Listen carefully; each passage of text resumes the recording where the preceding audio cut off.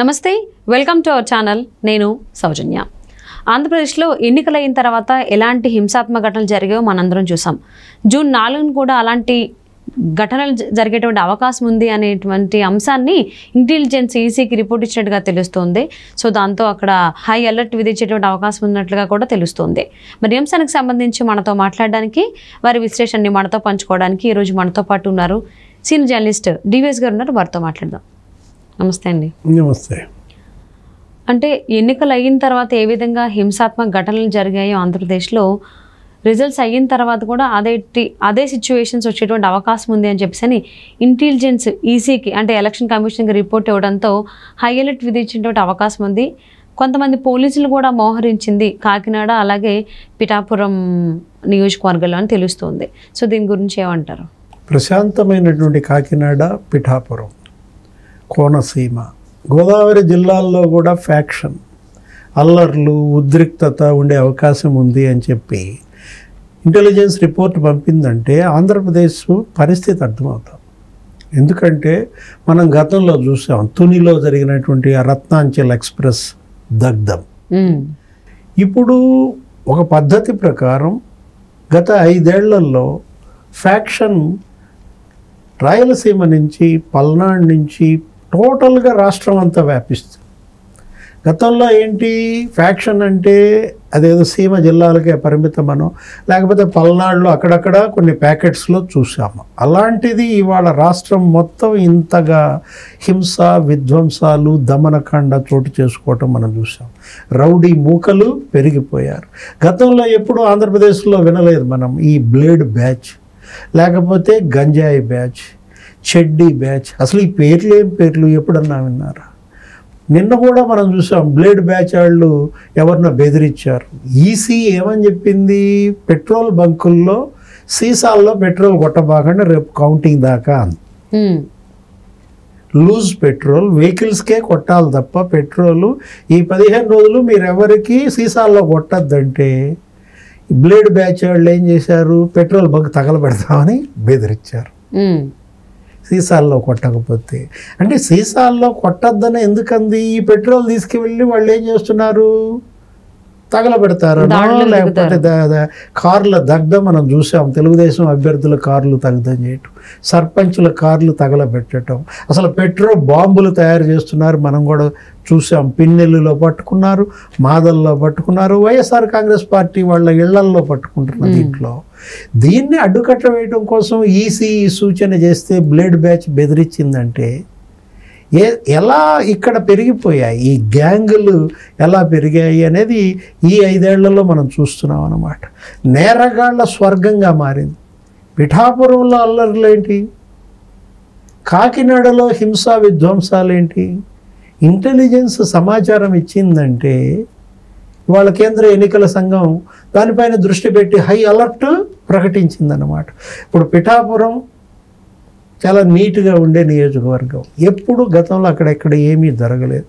ఇప్పుడు ఆ పిఠాపురంలో పవన్ కళ్యాణ్ కంటెస్ట్ చేస్తున్నాడని అక్కసు పెంచుకున్నారు. ఎట్టి పరిస్థితుల్లో పవన్ కళ్యాణ్ని అసెంబ్లీ గేట్లు అంటుకోనివ్వం,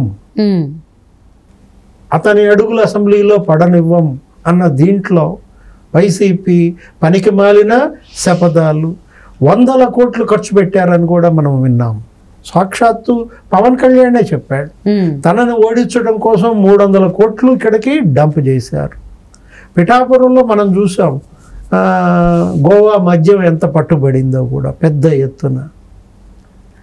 అలాంటి పరిస్థితుల్లో ఆ వైఎస్ఆర్ గార్డెన్స్ అనే చోట అక్కడ ఉన్నటువంటి వైఎస్ఆర్ కాంగ్రెస్ పార్టీ నాయకుడి ఇంట్లో గోవా మద్యం నీకు బాక్సులు దొరికిందనమాట. రేపొద్దున పవన్ కళ్యాణ్ అక్కడ 50,000 నుంచి 1,00,000 ఓట్ల మెజార్టీతో గెలుస్తాడు. అక్కడ వంగా గీతకు డిపాజిట్లు పోతాయంటున్నారు.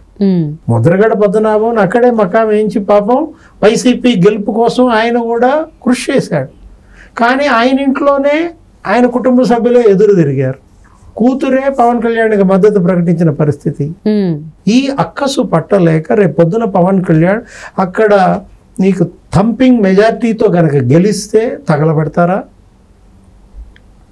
సామూహిక గృహదహనాలకు పాల్పడతారా, మొన్న చూసాం కారంపూడిలో ఎలా అయితే ఇనప రాడ్లు వేసుకుని, కర్రలు వేసుకుని, కట్టెలు వేసుకుని, రాళ్ళు వేసుకుని ఏ విధంగా ధ్వంసం చేశారో, తెలుగుదేశం పార్టీ కార్యాలయాలు తగలబెట్టారో, అభ్యర్థుల వాహనాలు దగ్ధం చేశారు.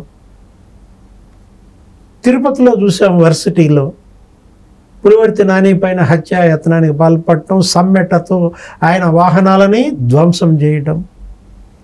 నరసరావుపేటలో బీభత్సం చూసాం. గోపిరెడ్డి శ్రీనివాసరెడ్డి 17 వాహనాలతో అనుచరులతో వెళ్ళి అక్కడ ఎలా విధ్వంసం చేశారు.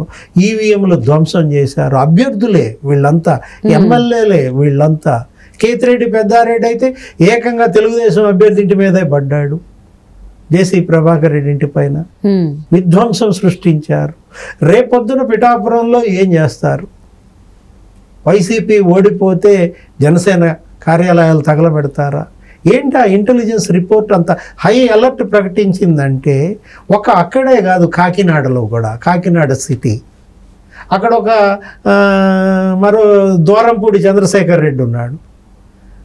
అతను ఒక మాఫియా డాన్గా మారాడు. మాఫియా మూకలని పెంచి పోషిస్తున్నాడు. రైస్ మాఫియా అంటది. రేషన్ బియ్యం వేల టన్నులు పోర్టు ద్వారా రవాణా అయిపోతున్నాయి ఇతర దేశాలకు.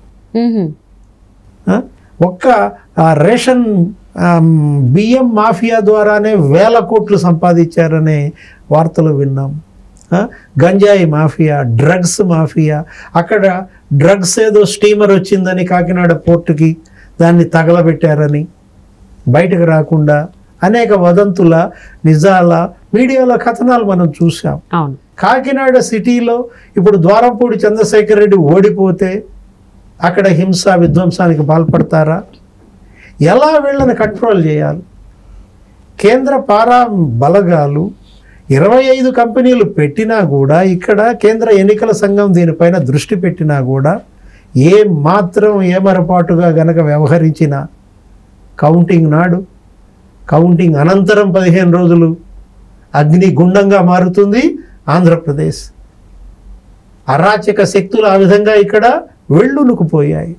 ఒక గ్యాంగ్ కాదు, ఒక బ్యాచ్ కాదు, ప్రతి చోట బ్యాచ్లుగా, గ్యాంగులుగా నేరగాళ్ళు ఇలా విశృంఖల విహారం చేస్తున్న పరిస్థితుల్లో వీళ్ళని అణిచేయడం కత్తి మీద సాముగా మారింది. ఒక ఛాలెంజ్గా తీసుకోవాలి కేంద్ర ఎన్నికల సంఘం, కేంద్ర ప్రభుత్వం, కేంద్ర హోంశాఖ. ఇక్కడ రాష్ట్ర ప్రభుత్వం డమ్మీగా మారింది. ఇక్కడ ప్రభుత్వ ప్రధాన కార్యదర్శి డమ్మీగా మారిన పరిస్థితుల్లో కేంద్ర ఎన్నికల సంఘమే ఇప్పటి వరకు ఇన్ని చర్యలు తీసుకుని ఈ మాత్రం సజావుగా పోలింగ్ నడిపినప్పుడు, ప్రశాంతంగానో కొద్దిమేర హింసతోనో పూర్తి చేసినప్పుడు, పోలింగ్ అనంతర హింస వీళ్ళకి కేవలం టీజర్ మాత్రమే. రేపు కౌంటింగ్ అనంతర హింసని అణిచేయడమే పెను సవాల్. సో ఆంధ్రప్రదేశ్లో ఎన్నికల తర్వాత ఎలాంటి సంఘటనలు జరిగాయి చూసాము. అదే రిపీట్ అయ్యేటువంటి అవకాశం ఉంది రిజల్ట్స్ తర్వాత కూడా అని చెప్పేసి ఇంటెలిజెన్స్ రిపోర్ట్ ఇవ్వడం జరిగింది ఈసీకి. సో దాంతో ఈసీ అలర్ట్ అయిందనే చెప్పాలి. కాకినాడ సిటీకి సంబంధించి కావచ్చు, అలాగే పిఠాపురం సంబంధించి కావచ్చు. సో మరి ఎలాంటి సంఘటనలు జరగకుండా ఎలాంటి జాగ్రత్తలు తీసుకుంటారో ఈసీ చూద్దామండి.